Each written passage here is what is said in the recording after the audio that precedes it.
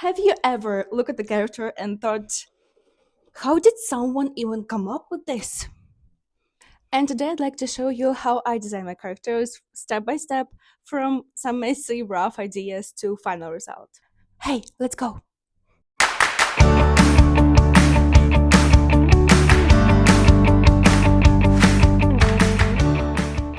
Hi guys, my name is Dorothea. I'm a digital artist working for animation industry as character and background designer. And right now I'm working as a freelance artist for indie studios creating characters and backgrounds, yeah, for animated projects. Recently I decided to create a brand new visual development portfolio, so if you haven't seen my previous video where I talk about the decision, so feel free to check it out first. And in this video I want to break down my actual process, how I design a character step by step.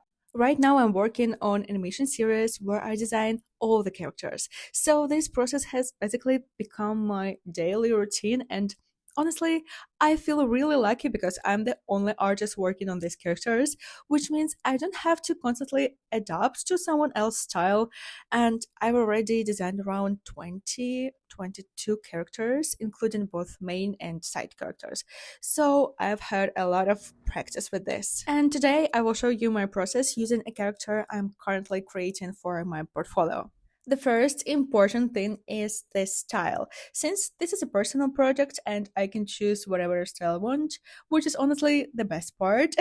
For this character, I'm leaning more toward a Disney Pixar inspired style. Even though my portfolio is focused more on visual development rather than character design itself, I still want this character to feel more appealing and fun to work with. That's because I'll be building an entire world around her. And actually, having a character is super important even for visual development because your character becomes your scale reference and you compare everything to them, like props, environments, to make sure everything feels believable and functional. So it's not just about the character, it's all about how the whole world fits around them. When I design characters for work, I usually start with a brief.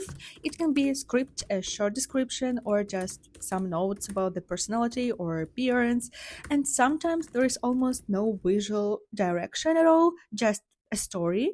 And then you have to figure everything out by yourself, and that is okay. In my current project, I actually have a lot of freedom, which I really love, and I can suggest my own ideas and explore different directions without strict limitations. And the next step is references. I spend quite a lot of time on Pinterest, collecting everything into a private board, and I usually collect everything into one board, not separating, like character vibe, clothing, poses, personality details, everything.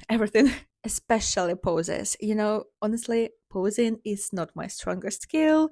So yeah, references really help me with this. After collecting references, I open some of them in Procreate on my iPad and start sketching over them, like not to copy, but to understand them. Because there is a big difference between just looking at reference and actually drawing it and understanding the shape, the I don't know, the idea, the design. So it's really important for me.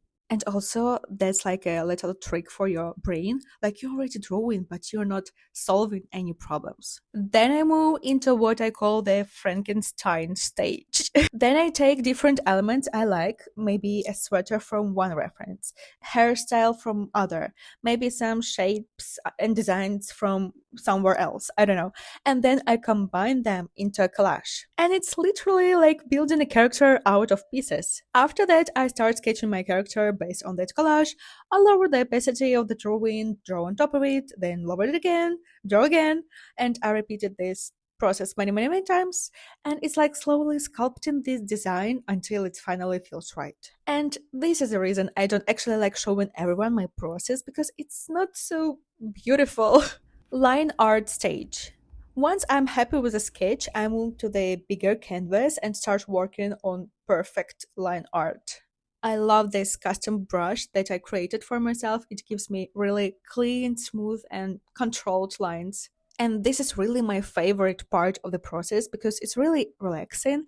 I usually just turn on music or a show in the background and enjoy the flow. Now about color. After finishing the line art, I move on to color. I usually start by looking for color palettes that I like because color combinations are super important. And sometimes I already have saved references for colors, but even if I don't, take some time more to explore different options. Before jumping into the final version, I like to test colors on smaller canvas, like to test skin tone, hair color, outfit color, like main colors, just to see how everything works together and save your energy. And sometimes I even do this earlier, like during the sketch stage. I can try different options before moving to the bigger canvas, and then I start working on a clean version with line art and flat color together. And rendering. After I fill everything with base colors, I start thinking about rendering. So basically, how detailed I want the final result to be.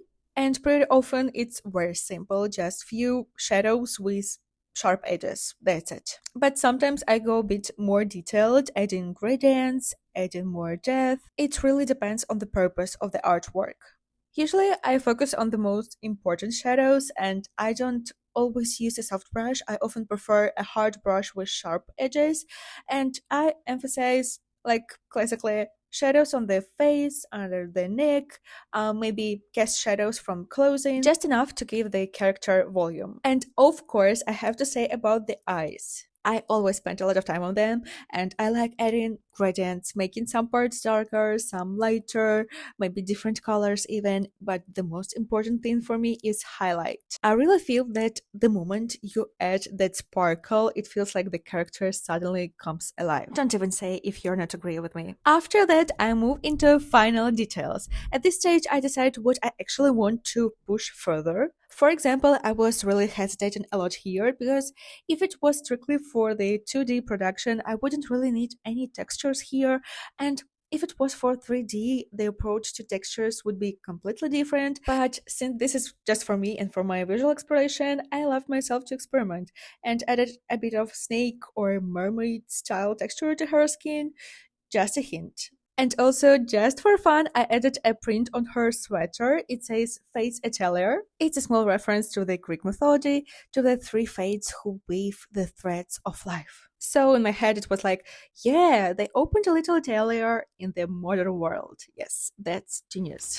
Although, to be honest, I'm not still happy with the font, so I will probably redesign it or make it more readable. And yeah, this is the final character I ended up with. So usually, if it was for the real 2D production, I would also create some expressions, some turnarounds, but since it's the personal project, I'm still deciding if I want to include these, if I'm too lazy for this or not.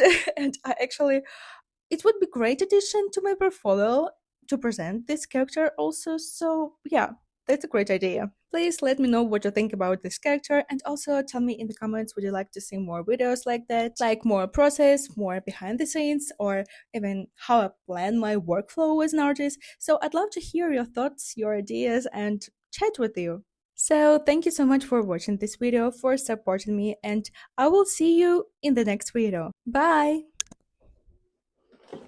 How did